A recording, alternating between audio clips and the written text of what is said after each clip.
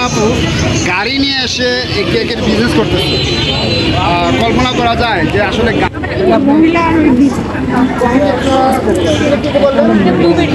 Butterscotch নাই আপনার bake cheese cake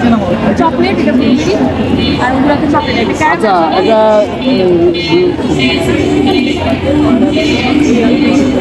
আজকে আমি দুজনের কাছ থেকে খাবো বুঝছেন আপনার কাছ থেকে চাকরির বাইরের কাছ থেকে কেউ কাটতে পারবো আপনার নামটা কি আপু? আমি সাফা আপুর কাছ থেকে একটা নিচ্ছি এই যে ব্লুবেরি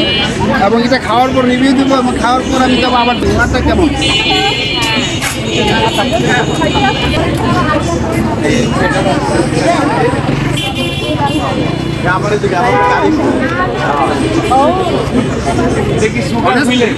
আসলে ভালো এটা কিন্তু একেবারে সফট আমি জানি না জাকির ভাইটা কেমন বাট জাকির ভাইটা আমি খাবো জাকির ভাইটাও ট্রাই করবো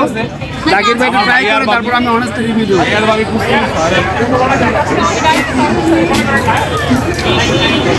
অনেক সফট এবং আসলে অনেক জায়গায় তো কেক খাইছি কিন্তু এখানকার কেক আসলে অন্যরকম স্বাদ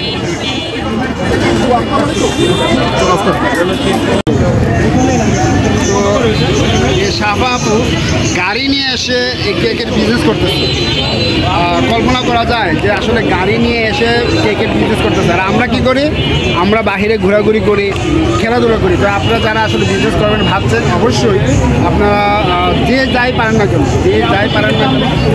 তা নিয়ে আপনারা বিজনেসে নেমে পড়বেন আসলে ভয়ের কিছু নাই লজ্জার কিছু নাই ব্যবসা ছোটো হোক বড় হোক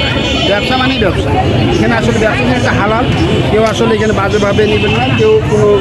লজ্জা পাবেন না বাবা ভয় পাবেন না সাহস করে চলে আসবেন